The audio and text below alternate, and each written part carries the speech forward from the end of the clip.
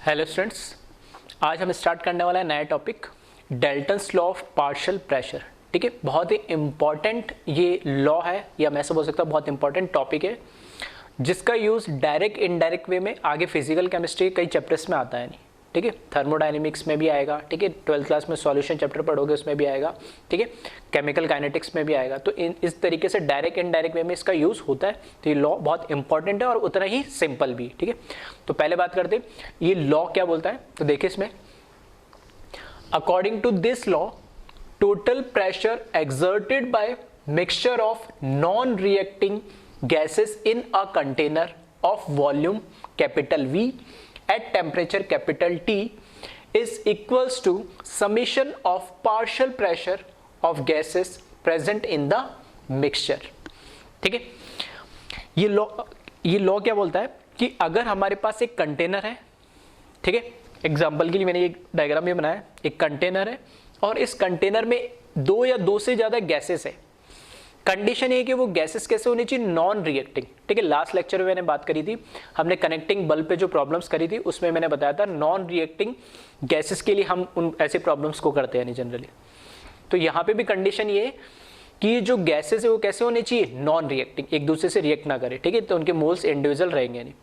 तो दो या दो से ज्यादा गैसेस अगर एक कंटेनर के अंदर है तो वो गैसेस कुछ ना कुछ प्रेशर एक्सर्ट करेगी। अब इस पूरे कंटेनर के अंदर टोटल प्रेशर क्या होगा, तो वो जो टोटल प्रेशर है वो समेशन होगा, सम होगा किसका, जो दोनों इंडिविजुअल गैसेस, जहां मैंने गैस 1 और गैस 2 लिए। ठीक है, तो दोनों गैसेस का इंडिविजुअल जो प्रेशर है उन दोनों को हम ऐड कर दे तो उस गैस का क्या, सॉरी, इस पूरे कंटेनर का क्या बन जाएगा, टोटल प्रेशर। ठीक है, एज सिंपल इज दैट। मतलब एक तरीके से है कि इसके अंदर दो लोग हैं, दो लोग प्रेशर लगा रहे, तो टोटल प्रेशर कितना लगा होगा, दोनों का, जो दो लोग इसमें प्रेशर लगा रहे उन दोनों का मिला के तो टोटल प्रेशर कराएगा। तो बस थोड़ा सा टर्मोलॉजी का ख्याल है, पहली चीज तो क्लियर कर लेते। एग्जाम्पल के लिए अभी मैं कितनी भी गैस हो सकती है, 2 3 4 5 10 100 जितने तुम्हारी मर्जी हो। ठीक है, सबसे सिंपलेस्ट मैंने सिर्फ 2 गैस लिए, इसको नाम दिया गैस 1। गैस 1 के मैंने N1 मोल लिए। ठीक है, गैस 2 उसके N2 मोल लिए। इस पूरे कंटेनर का जो वॉल्यूम है वो कैपिटल V है और इसका जो टेम्परेचर है कंटेनर का T है। तो टेम्परेचर T कांस्टेंट हो गया, इसमें कोई चेंज नहीं कर रहा हूं मैं, T टेम्परेचर पे बात कर रहा हूं। वॉल्यूम फिक्स हो गया, इस वॉल्यूम को मैं चेंज नहीं कर रहा हूं। नंबर ऑफ मोल भी फिक्स हो गए गैस के अंदर जो मैंने फिल कर दी, तो इसके N1 जितने भी 10 5 जो भी मोल लेना वो ऐसे N2 मोल्स होगी। अब 2 गैसेस है इसमें। अब एक गैस 1 इसमें कुछ प्रेशर एक्सर्ट करी होगी कंटेनर पे और गैस 2 की वजह से कुछ प्रेशर होगा। तो टोटल प्रेशर क्या है, टोटल प्रेशर दोनों गैस मिला के जितना प्रेशर क्रिएट करी होगी दोनों का समेशन कर देंगे, वो क्या है, सिंपल सा टोटल प्रेशर आ जाएगा। और यही क्या कहता है, डाल्टन्स लॉ कहता है ऑफ पार्शियल प्रेशर, कि जो इंडिविजुअल गैसेस, जो नॉन रिएक्टिंग इंडिविजुअल गैसेस है कंटेनर के अंदर, उन दोनों का जो प्रेशर है उन दोनों को हम ऐड कर दे। ठीक है, तो उन दोनों को ऐड कर दे, दोनों के गैसेस के प्रेशर को, तो वो जो टोटल प्रेशर आएगा, ठीक है, वो जो टोटल प्रेशर आएगा वही इस कंटेनर का प्रेशर होगा। अब यहां पर क्या है, एक टर्म यूज किया पार्शियल। पार्शियल का मतलब आपको ही पता है, ठीक है, पूरा कंप्लीट नहीं, कुछ पार्ट। ठीक है, कुछ फ्रैक्शन। यानी अगर मैं बोलता हूं यहां पे अगर 100, अगर इसका 100 एटीएम प्रेशर है तो पूरा 100 एक गैस की वजह से नहीं है, दोनों गैस का है। तो कुछ पार्शियल या कुछ पार्ट गैस 1 का उसमें, फॉर एग्जांपल मैंने मान लिया 60 एटीएम उसका है, तो रिमेनिंग 40 एटीएम किसका होगा, गैस 2 का।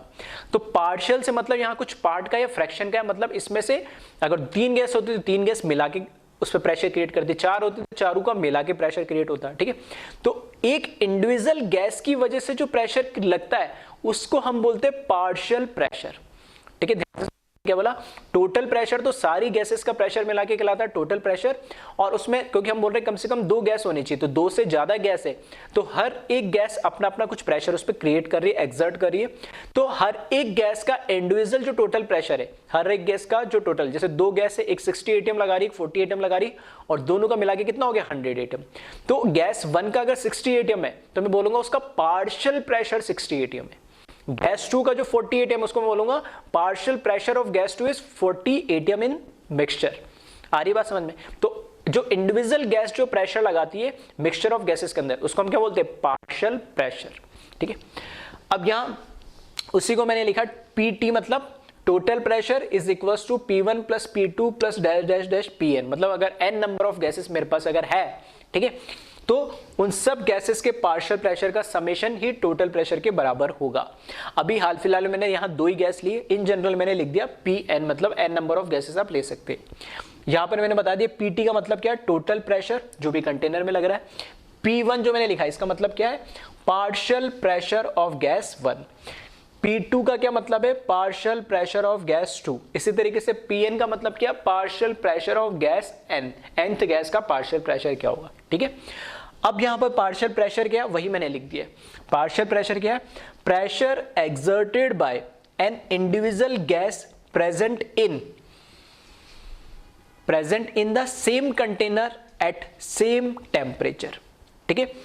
इस कंटेनर के अंदर इसी T टेम्परेचर पे, ठीक है, और इसी वॉल्यूम के अंदर एक अकेली गैस टोटल कितना प्रेशर लगा रही है, उसे हम क्या बोलते हैं, पार्शियल प्रेशर, ठीक है। गैस 1 का पार्शियल प्रेशर, गैस 2 का पार्शियल प्रेशर, अगर तीसरी होती है गैस 3 का पार्शियल प्रेशर, मतलब इंडिविजुअल गैस का जो प्रेशर होता है उसको हम बोलते हैं पार्शियल प्रेशर। तो 2 टर्म हमने यहाँ देखे, एक तो टोटल प्रेशर, 2 से ज्यादा गैसेस होगी तो उन सब का जो प्रेशर होगा सारी गैसेस का मिला के वो कहलाएगा टोटल प्रेशर ऑफ कंटेनर, और इंडिविजुअल गैस का जो प्रेशर होगा उसको हम टर्म यूज करेंगे पार्शियल प्रेशर, ठीक है। तो एक बार इसको आप कॉपी कर ले और इसका मैथमेटिकल प्रूफ एक बार हम देख लेते हैं इसका, ठीक है। तो इसको एक बार कॉपी करें, ठीक है, वीडियो को पॉज करके इसको कॉपी कर लेना। अब मैथमेटिकल इसका जो छोटा सा प्रूफ है बहुत सिंपल सा है, ठीक है। तो स्कूल एग्जाम में वो पूछा जा सकता है। दूसरी चीज, एग्जाम पॉइंट ऑफ व्यू से बोलूं और कॉन्सेप्चुअली बोलूं तो ये लॉ इंपॉर्टेंट है। तो यहां से हम 2 रिजल्ट देखेंगे। पहला रिजल्ट तो ऑलरेडी जो स्टेटमेंट है उसके फॉर्म में मैंने बात कर ही ली है कि जो टोटल प्रेशर होगा कंटेनर का वो इंडिविजुअल गैसेस के प्रेशर के समेशन के बराबर होगा, और वो जो इंडिविजुअल गैसेस है उनके प्रेशर को हमने क्या नाम दिया, पार्शियल प्रेशर। और पार्शियल क्यों बोला है वो भी मैंने आपको समझा दिया। तो अब देखें यहाँ पे सबसे पहले टोटल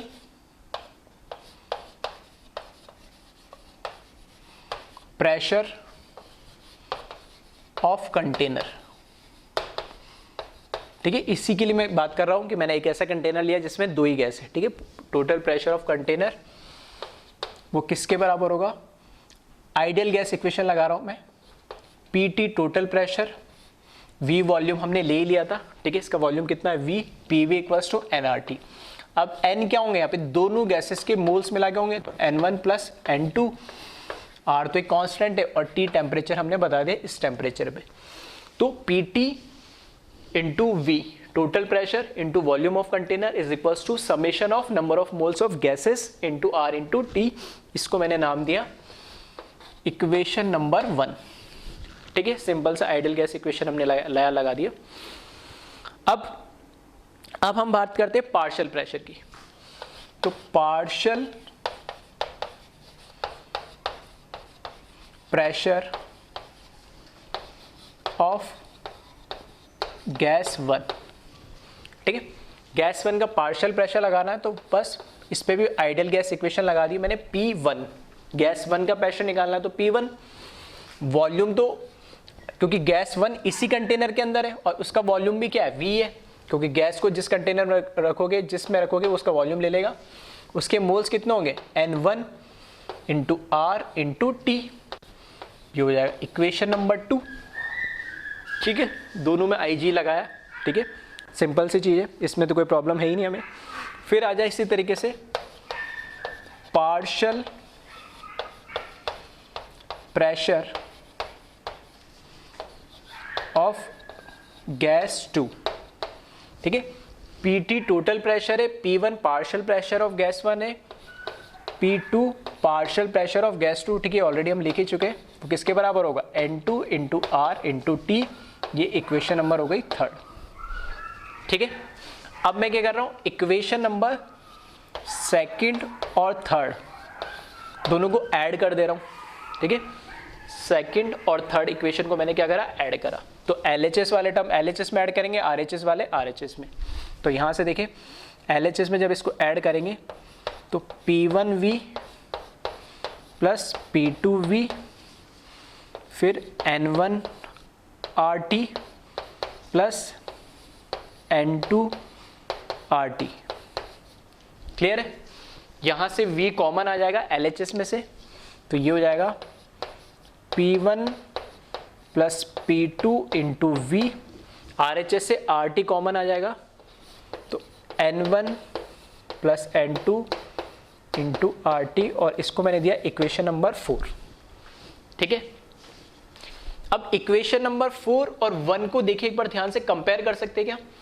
दोनों का देखोगे तो RHS दोनों का क्या है, सेम है। यहाँ पे भी N1 plus N2 into RT, यहाँ पे भी N1 plus N2 into RT, तो दोनों का RHS है, सेम है। ठीक है, तो LHS भी क्या होना चाहिए, सेम होना चाहिए इसमें। ठीक है, तो कोई दिक्कत ही नहीं। तो यहाँ पे लिख देता हूँ कंपेयरिंग इक्वेशन 1 एंड 4। ठीक है, कंपेयर नहीं करना चाहो कोई दिक्कत नहीं है। क्या करो, N1 प्लस N2 RT जो लिखा है, ठीक है, या तो इसकी वैल्यू जो यहां पे दे रखी है वो यहां पे रख दो, या उल्टा बोल दो मैं इसकी वैल्यू जो यहां दे रखी है उठा के यहां रख दो, एक ही बात है। ठीक है, या पुट द वैल्यू 4 in 1 या 1 in 4 कर दो, या कंपेयरिंग कर लो, कैसे भी कर दो, सबका मीनिंग एक ही। ठीक है, बेसिक से मैथमेटिक्स से। तो यहां से जो PT इंटू V, ये इसका LHS वो इसके LHS के बराबर होना चाहिए, क्योंकि दोनों का RHS क्या है, सेम है। तो ये क्या हो जाएगा, इज इक्वल्स टू, ठीक है, P1 plus P2 into V। V से V दोनों क्या हो जाएगा, कैंसिल हो जाएगा। तो यहां पर क्या आ जाएगा, PT is equals to P1 plus P2, और यही तो हमने क्या बोला था, डेल्टन्स लॉ में यही तो बोला था कि टोटल प्रेशर ऑफ कंटेनर, ठीक है, total pressure of container of non reacting mixture is equals to summation of their partial pressure. ठीक है, तो वो हमने थोड़ा सा बस मैथमेटिकली उसी चीज को बता दिया। ठीक है, तो ये तो हो गया, इसको मैं नाम दे देता हूं 5th। ठीक है, ये हमारा मेन रिजल्ट है कि PT जो टोटल प्रेशर है वो P1 प्लस P2 के समेशन के बराबर होगा। अब इसमें, ठीक है, एक बार पहले इसको जल्दी से वीडियो को पॉज करके कॉपी कर ले। ठीक है, फिर एक रिजल्ट और देखते हैं हम। ठीक है, अब देखिए इसमें, अब मैं क्या कर रहा हूं, अब इसके आगे, ठीक है, अब इसके आगे क्या कर रहा हूं मैं, इक्वेशन नंबर 2 जो हमारी ये है, इसको डिवाइड कर रहा हूं इक्वेशन नंबर 1 से। ठीक है, तो वही लिखा है मैंने, या लिख रहा हूं मैं, इक्वेशन नंबर 2 को डिवाइड कर दो इक्वेशन नंबर 1 से, यानी सही है। ऐसा जब करोगे, ठीक है, ऐसा करने पे जब 2 को 1 से डिवाइड करोगे तो देखना P1V डिवाइडेड बाय PTV, फिर 2 के अंदर ऊपर क्या जाएगा, N1RT divided by N1 plus N2 into RT। सही है, V से V क्या हो जाएगा, कैंसिल हो जाएगा, यहां RT से RT कैंसिल हो जाएगा, तो यहां हमें क्या मिलेगा, P1 upon PT is equals to N1 upon N1 plus N2। इसको ध्यान से आप देखोगे, जो RHS में क्या मिल रहा है हमें, N1 upon N1 plus N2, number of mole of gas 1 upon number of mole of summation of number of mole of gas 1 plus number of mole of gas 2।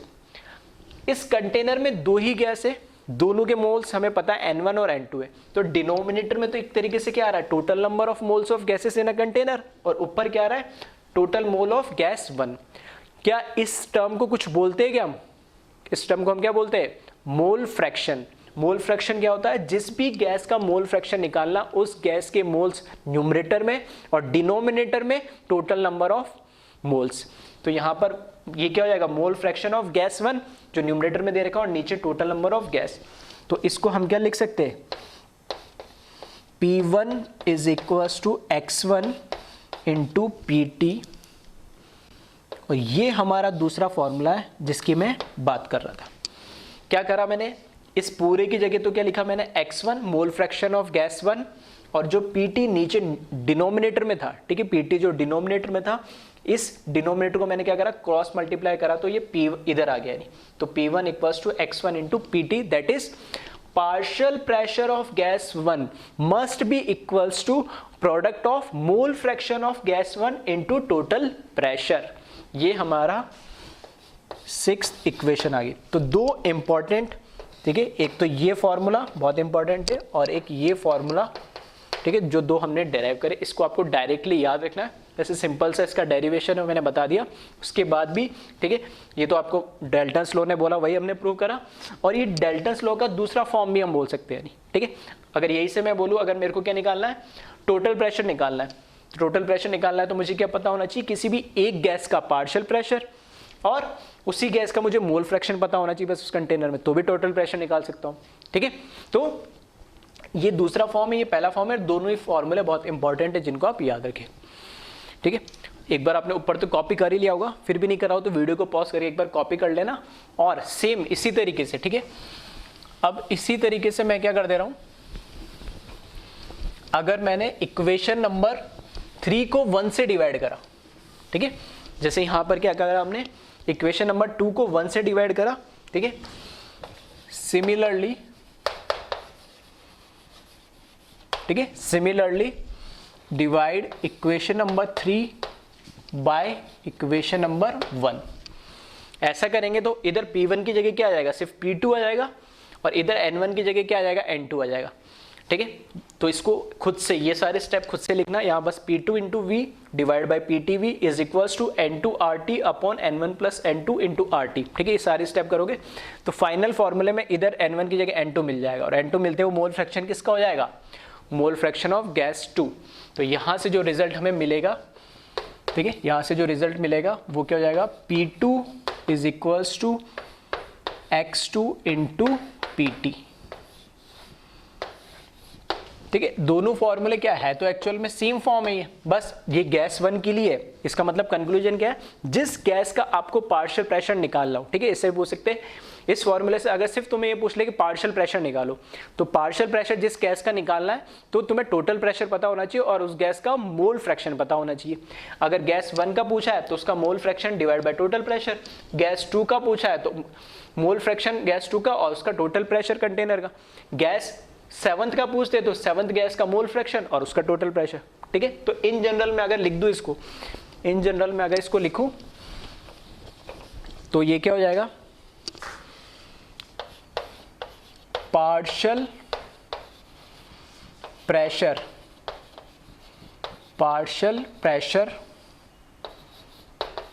Of any gas must be equals to mole fraction multiply by total pressure, ठीक है। इसी चीज को जो फॉर्मूले में लिखा है उसी को मैंने बस क्या कर दिया, लैंग्वेज में लिख दिया। तो ये इंपॉर्टेंट है जिसे आप ध्यान रखें, ठीक है। Partial pressure of any gas is equals to mole fraction of that gas, ठीक है। जगह नहीं तो मैंने पूरा नहीं लिखा, चाहो 10 लिख लेना, मोल fraction of that gas multiply by total pressure of container, ठीक है। तो ये कंक्लूजन है और इसको ध्यान रखें, ठीक है। और दो फॉर्मूले यहां से हमने डिराइव कर लिए।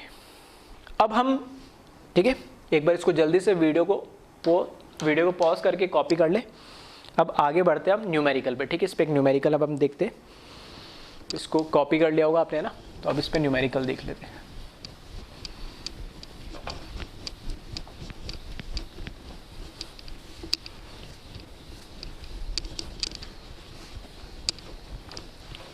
ठीक है, तो डेल्टन्स लॉ का ये जो मैथमेटिकल एक तो प्रूफ, ठीक है, तो मुझे लगता है बहुत टिपिकल है, बहुत सिंपल से वे में, ठीक है। आइडियल गैस इक्वेशन लगाया, ठीक है, और फिर उसके बाद सिंपल से मैथमेटिक्स से एडिशन कर दिया, दो इक्वेशन को डिवाइड कर दिया, ठीक है। सिर्फ इतना ही इसमें हमने करा है और बहुत ज़्यादा कुछ इसमें ऐसा कोई टिपिकल ना समझने वाली चीज़ कुछ नहीं। और फिर भी कुछ भी नहीं आया तो लास्ट में जो दो फॉर्मूले में लिखा है, एक तो टोटल प्रेशर जो डेल्टस लॉ कहते हैं कि इंडिविजुअल प्रेशर के सम के बराबर होगा, जिसे हम पार्शियल प्रेशर कहते हैं, और दूसरी चीज जो पार्शियल प्रेशर अगर तुम्हें किसी गैस का कैलकुलेट करना है तो उस गैस का आपको मोल फ्रैक्शन पता होना चाहिए और टोटल प्रेशर ऑफ कंटेनर पता होना चाहिए, तो आप उस गैस का पार्शियल प्रेशर कैलकुलेट कर लोगे। ठीक है, तो इस पे क्वेश्चन देखें।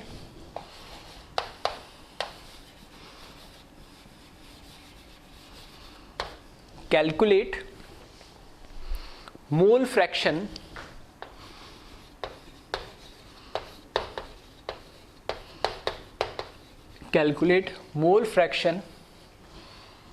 and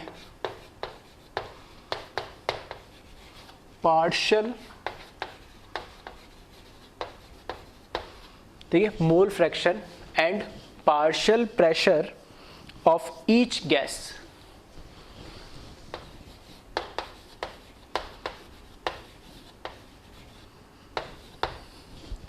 ठीक है, अब यहां पर कौन कौन सी गैस है, तो एक कंटेनर का फॉर्म बना के मैं, ठीक है, यहां मैं लिख देता हूं 16 ग्राम ऑफ O2। ठीक है, पहली जो गैस है वो 16 ग्राम ऑफ O2 है। ठीक है, सेकंड जो गैस है इसमें वो है 24 gram of methane, that is CH4, 24 gram of CH4। ठीक है, सेकंड गैस ये है इसमें। थर्ड गैस इसमें दे रखी 96 gram of ozone, 96 gram of ozone, that is O3। और एक गैस और दे रखी है इसमें last 80 gram of SO3, 80 gram of SO3 मतलब सल्फर ट्राइऑक्साइड। ठीक है, ये कंटेनर ले लिया हमने, इसके अंदर ये 4 गैसेस फिल है। इसका जो टेम्परेचर इन्होंने दे दिया कंटेनर का वो दे दिया 227 डिग्री सेल्सियस। ठीक है, जो टेम्परेचर है वो कितना दे दिया 227 डिग्री सेल्सियस। और कंटेनर का जो वॉल्यूम है, ठीक है, और कंटेनर का जो वॉल्यूम है वो दे दिया है 10 लीटर। ठीक, अब ठीक है, चाहो तो, ठीक है, ऐसा तो वैसा कुछ इतना मुश्किल है, सब चीज़ें बता चुका हूँ, सिंपल सा न्यूमेरिकल है। चाहो तो वीडियो को पॉज करके खुद से एक बार जो मैंने बोला है, मतलब एक मोल फ्रैक्शन सभी गैसेस का और पार्शियल प्रेशर सभी गैस का कैलकुलेट करने की कोशिश करें। ठीक है, अब देखिए जिन लोगों ने सॉल्व कर लिया, बहुत सही है, नहीं करा वो लोग, ठीक है, अब समझे इसको। मुझे क्या निकालना है, पहले तो मोल फ्रैक्शन, और मोल फ्रैक्शन हम ऑलरेडी मोल कॉन्सेप्ट में पढ़ चुके हैं। मोल फ्रैक्शन कैलकुलेट करने के लिए मुझे क्या चाहिए, पहले मोल्स तो पता होना चाहिए। ठीक है, तो मैं हर एक गैस का, क्योंकि मुझे क्या दे रखा है, वेट दे रखा है, मॉलिक्यूलर वेट में मुझे पता ही होता है। ठीक है, तो हर एक गैस का मैं पहले क्या निकाल लूँ, मोल्स निकाल लूँ। तो स्टार्ट, ठीक है, थोड़ा मेरे पास स्पेस कम है, ठीक है, इतना ही बोर्ड है, बार बार इसी में लिखना मिटाना होता है, तो मैं शॉर्ट फॉर्म में ज़्यादा लिखूंगा। चाहो आपको समझने में दिक्कत होती है तो मैं बोलता चलूंगा, उसको चाहो तो पूरी लैंग्वेज में लिख लेना। ठीक है, तो सबसे पहले मैं बात कर रहा हूँ मोल से, तो मोल्स ऑफ ऑक्सीजन, ठीक है, बस इतना सा लिखा मैंने, N का मतलब है मोल्स, O2 लिख दिया मतलब उसके मोल्स। ठीक है, तो मोल्स ऑफ O2 पूरा चाहो तो लैंग्वेज में लिख लेना, मैंने NO2 लिखा है, is equals to weight upon molecular weight. तो वेट मुझे दे दिया 16, मॉलिक्यूलर वेट इसका कितना हो जाएगा 32, सही है। ऑक्सीजन का कितना होता है, एक एटम का 16, तो 2 का कितना हो जाएगा 32, तो 1/2 दैट इज 0.5 मोल्स। फिर बात करें मोल्स ऑफ CH4, तो NCH4 लिखा मैंने शॉर्ट में, और ये हो जाएगा 24 डिवाइडेड बाय कार्बन का 12, हाइड्रोजन 4, तो कितना हो जाएगा 16, सही है। तो ये कितना हो जाएगा 3/2 भी लिख सकते हैं, और क्या 1.5 भी लिख सकते हैं। फिर आ जाओ मोल्स ऑफ O3, ठीक है, moles of O3 ozone that is 96, और एक ऑक्सीजन का 16 है, तो 2 का कितना होगा 32, और कितना 48 इसका molar mass, which is equals to 3।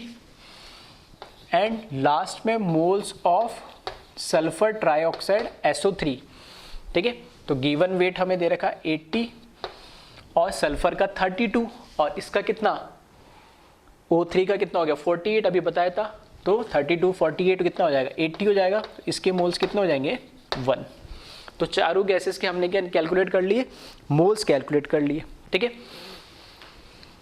तो अगर मैं टोटल मोल्स की बात करूं, ठीक है,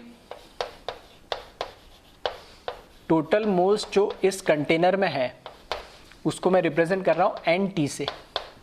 वो कितने हो जाएंगे 0.5 प्लस 1.5 प्लस 3 प्लस 1।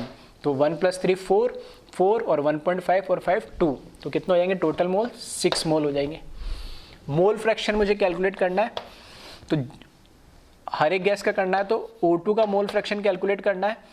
तो O2 का मोल फ्रैक्शन कैलकुलेट करना है तो उसके मोल्स डिनोमिनेटर में डिवाइड बाय टोटल मोल्स। ठीक है, ऐसे लिखते हैं हम moles of N2 divide by total moles. तो ये कितना हो जाएंगे 0.5 डिवाइडेड बाय 6।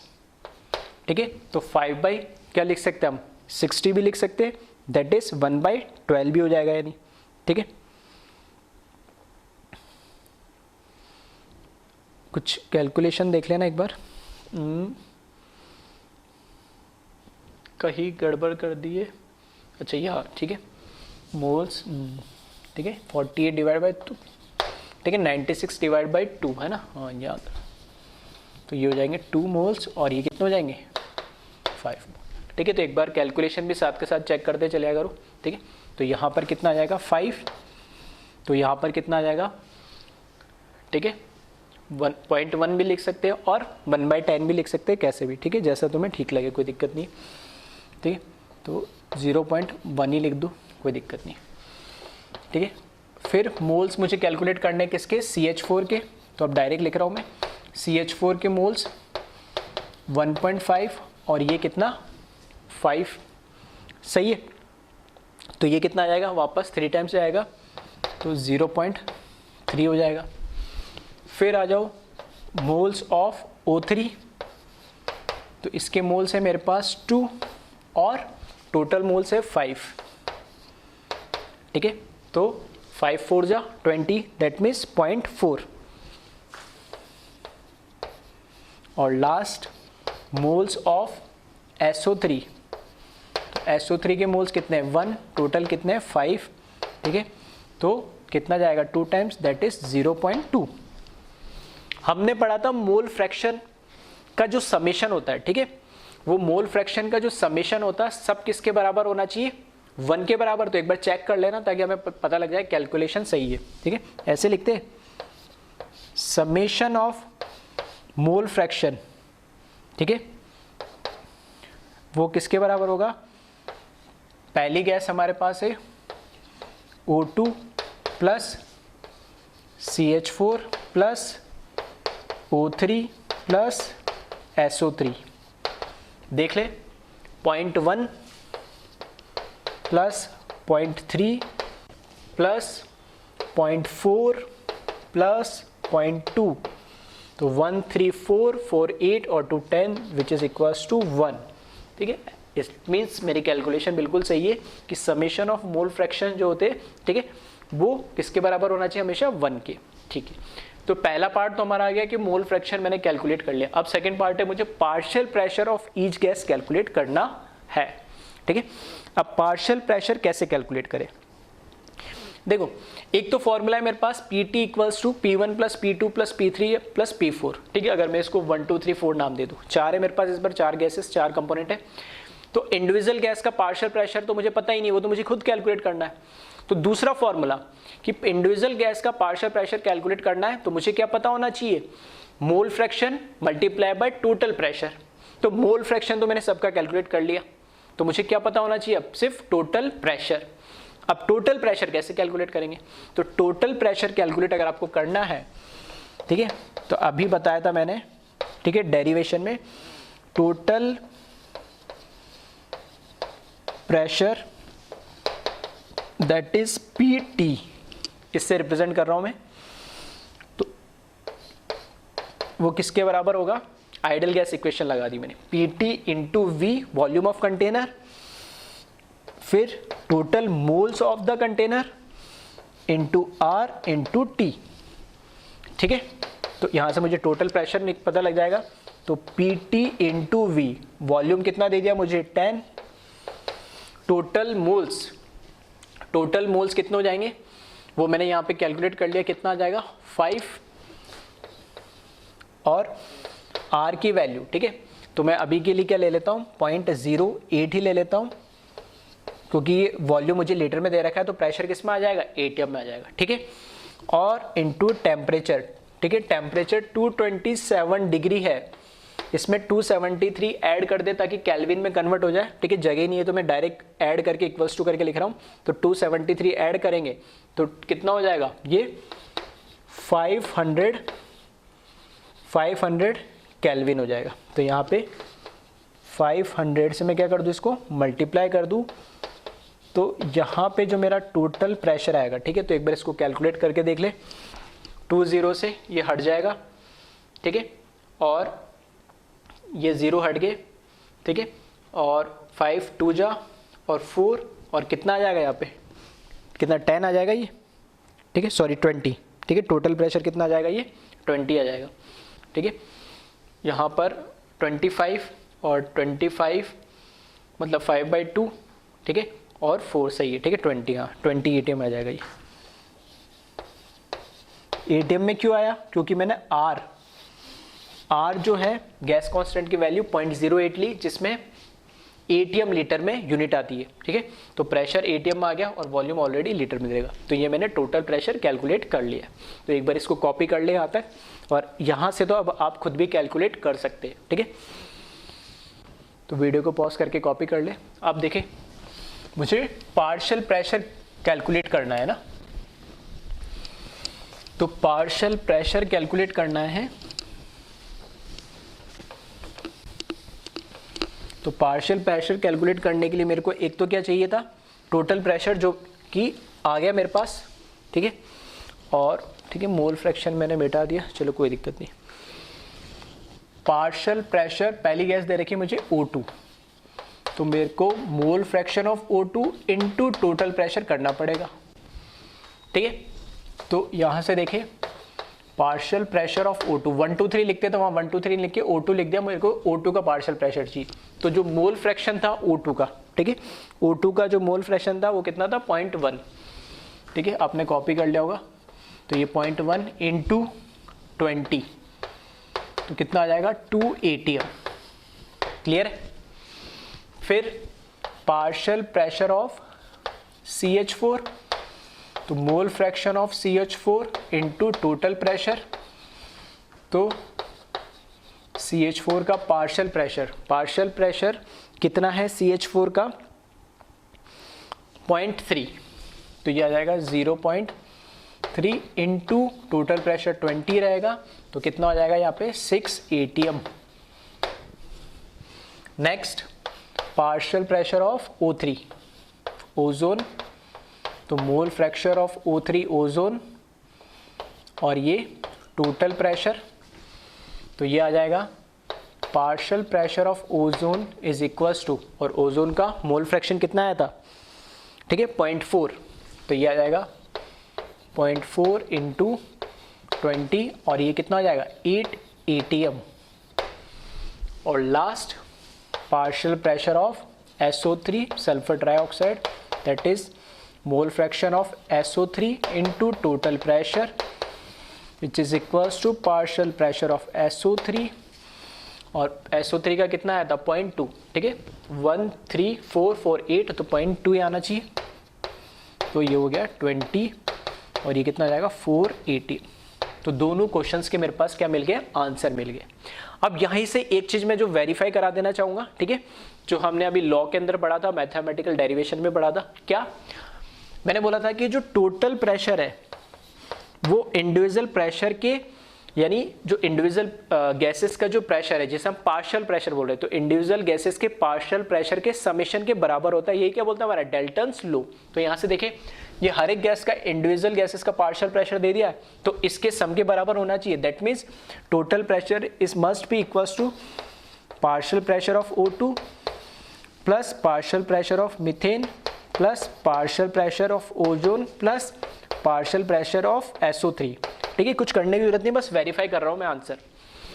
2 और 6, 2 + 6 + 8 + 4, इसको ऐड करना कितना आ रहा है? ठीक है, 8 और 8 16 फॉर 4 20 ATM।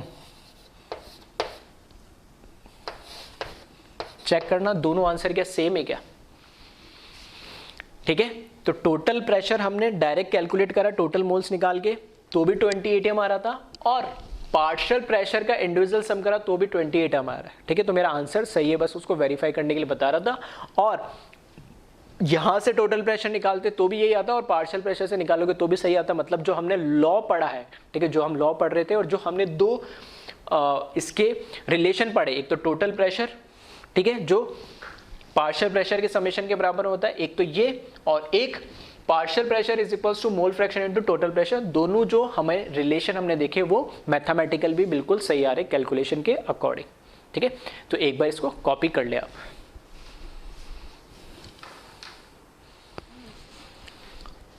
अब इस न्यूमेरिकल से रिलेटेड एक नोट लिखा है मैंने, जो कि बहुत ही इंपॉर्टेंट है। ठीक है, एक कंक्लूजन है, वो मैं बताना चाह रहा हूं। ठीक है, फर्स्ट जो मैंने नोट लिखा है, gas having maximum number of moles will have maximum partial pressure. जिस गैस की मिक्सचर ऑफ गैस, अगर हम मेरे पास एक कंटेनर में, ठीक है, 2 से ज्यादा गैसेस है, तो जिस गैस के नंबर ऑफ मोल सबसे ज्यादा होंगे, उस गैस की वजह से प्रेशर भी सबसे ज्यादा होगा। या मैं ऐसे बोल सकता हूं, उस गैस का जो कंट्रीब्यूशन है टोटल प्रेशर में, वो सबसे ज्यादा होगा। और सबसे ज्यादा कब होगा? जब उसका इंडिविजुअल जो पार्शियल प्रेशर है वो भी क्या होना चाहिए? सबसे ज्यादा होना चाहिए।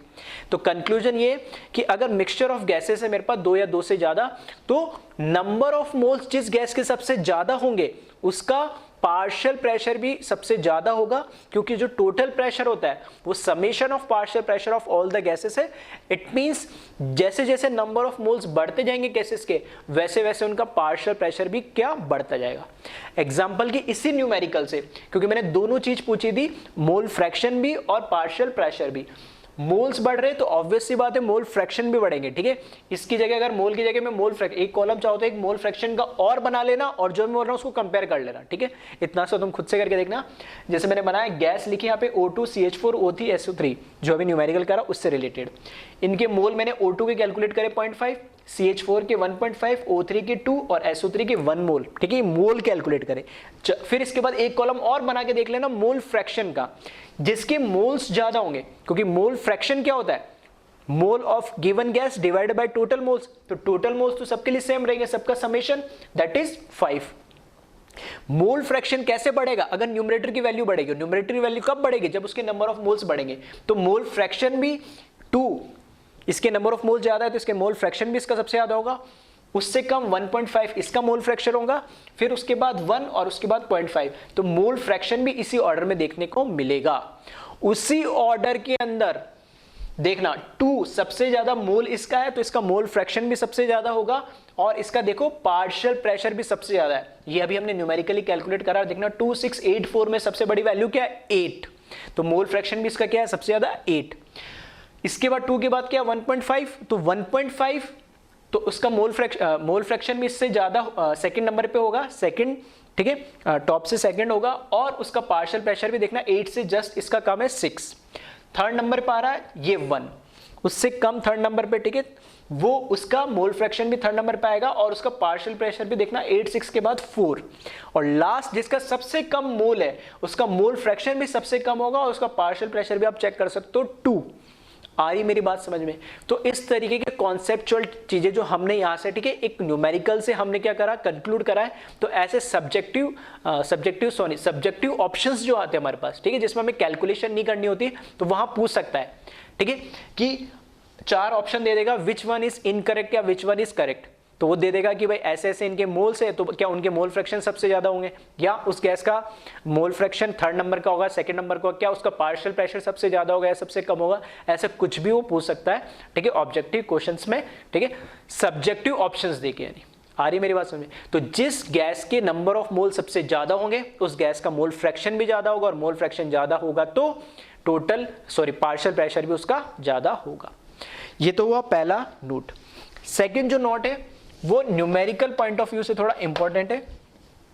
अगर मैं अगर दो ही गैस होती मेरे पास, दो गैस का अगर मैं क्या करता, पार्शियल प्रेशर का रेशियो लेता, तो क्या मुझे पहली गैस का पार्शियल प्रेशर कैलकुलेट करना पड़ता x1 टू pt, मतलब P1 मेरे को कैलकुलेट करना है तो P1 equals to x1 into PT, फिर P2 कैलकुलेट करना था मेरे को x2 इंटू PT, फिर दोनों को मैं डिवाइड करता, ठीक है। तो इतनी कैलकुलेशन नहीं करता मैं क्या करता, अगर मुझे P1 अपॉन P2 दो गैसेस का पार्शियल प्रेशर का अगर मुझे रेशियो कैलकुलेट करना है, ठीक है, वो किसके बराबर होता है, तो मुझे पता है P1 बराबर होगा x1 इंटू PT के बराबर, और P2 बराबर होता है x2 इंटू PT के बराबर।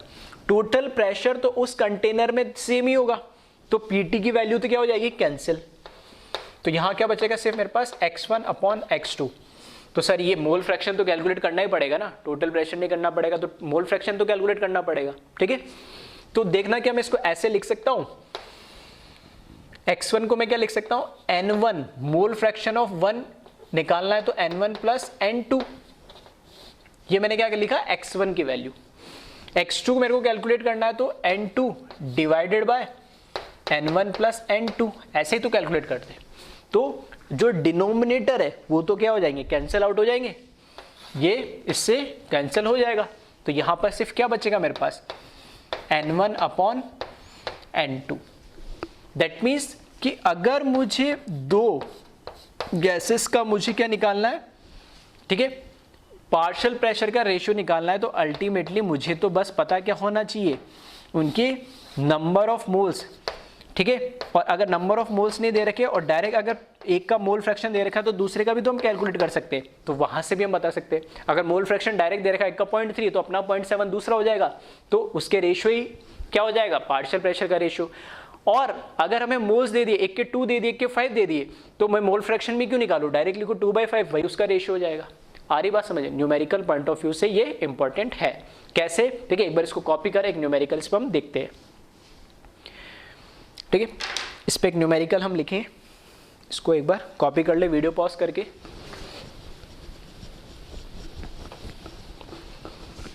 ठीक है। एक तो ये कंक्लूजन, इसका ध्यान रखना, और बिल्कुल लॉजिकल बात है, इसमें कोई इतना रटने वाली या इतना कोई साइंटिफिक मैंने कोई चीज बता नहीं दी है। ऑब्वियस ही बात है कि अगर 4 लोग धक्का मार रहे, सीधी सी बात है, ठीक है, एक दरवाजे को अंदर से 4 लोग धक्का मार रहे, और 4 लोग अगर धक्का मार रहे तो जिस आदमी का वेट सबसे ज्यादा होगा वो सबसे ज्यादा दम लगाएगा, ऑब्वियस सी बात है, ठीक है। तो वही वाली बात है, जिसके जितने ज्यादा नंबर ऑफ मोल्स होंगे वो प्रेशर भी क्या करेगा, उतना ही ज्यादा क्रिएट करेगा, ठीक है। लॉजिकल है सारी चीजें, कुछ ऐसा बहुत नहीं है साइंटिफिकली मैंने कुछ अलग पढ़ा दिया, ठीक है। हाँ, मैथमेटिकली प्रूफ बताया, लॉज ये पहले डेराइव करिए, लेकिन लॉजिकली हम चीजों को समझ सकते हैं, याद करने में हेल्प होता है। तो एक क्वेश्चन लिखे इसमें,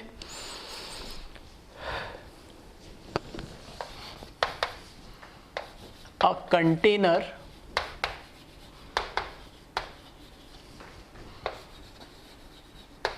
having, ठीक है, a container having methane and CH4 and SO3 sulfur trioxide in 3:5 weight ratio, 3:5 weight ratio, then calculate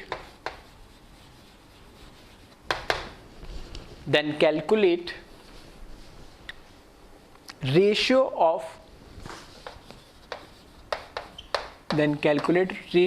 of partial pressure of CH4 and SO3, ठीक है। चाहो तो वीडियो को पॉज करके एक बार खुद से ट्राई कर सकते हो, ठीक है, क्वेश्चन समझे। दो गैस दे दी हमें, ठीक है, CH4 methane SO3 sulphur trioxide, और दोनों का वेट रेशियो का मतलब अगर CH4 10 ग्राम लिए, ठीक है, सॉरी, ठीक है, वेट रेशियो दे रखा है, मतलब अगर टोटल हमारे पास 100 ग्राम है तो उस 100 ग्राम का, ठीक है, इसका मतलब क्या होगा, 3/8 पार्ट किसका होगा, यानी x अगर मेरे पास टोटल मास है तो उसका 3/8 पार्ट तो होगा मीथेन का और 5/8 पार्ट होगा SO3 का, ठीक है, मैथमेटिकल है। और इसको मैं सिंपल में बनाऊंगा, ठीक है, कंफ्यूज नहीं करूंगा इसको, ठीक है, देखना, ठीक है, चाहे मैंने तो बता दिया कि वेट रेशियो दे रखा है, mole ratio, mole fraction ratio या और कुछ नहीं दे रखा, वेट का रेशियो दे रखा है, ठीक है। अगर एक 30 ग्राम है तो दूसरी 50 ग्राम है, ऐसे भी समझ सकते हो आप, ठीक है, सिंपल। तो इसने पूछा कि दोनों गैस के पार्शियल प्रेशर का रेशियो क्या होगा। तो अभी मैंने देखा, मैंने तो एक फॉर्म बताया था direct, partial pressure of CH4 upon partial pressure of SO3, ठीक है, partial pressure of CH4 is equals to partial pressure of SO3 is must be equals to number of moles of CH4 divide by number of moles of SO3, क्योंकि मेरे पास यहाँ पे mole fraction तो दे नहीं रखा है, ठीक है, और मोल फ्रैक्शन नहीं दे रखा है और मोल भी नहीं दे रखा है, लेकिन मैंने ये रेशियो वाला फॉर्मूला तो पढ़ा है। तो क्या मैं इसको ऐसा लिख सकता हूँ, मोल फ्रैक्शन को सॉरी मोल ऑफ CH4, ठीक है, मोल का मैं सेकंड जो फॉर्मूला है वेट वाला, ठीक है, वो यूज कर रहा हूँ, और फॉर्मूला क्या है, मोल्स कैलकुलेट करना है, तो weight of CH4 divided by molecular weight of CH4, क्या इस फॉर्मूले से मैं मोल्स कैलकुलेट कर सकता हूँ क्या इसके, ठीक है, तो बिल्कुल कर सकते हैं, ठीक है, मोल कॉन्सेप्ट का ये सेकंड फॉर्मूला है, given weight divide by molecular weight, ठीक है।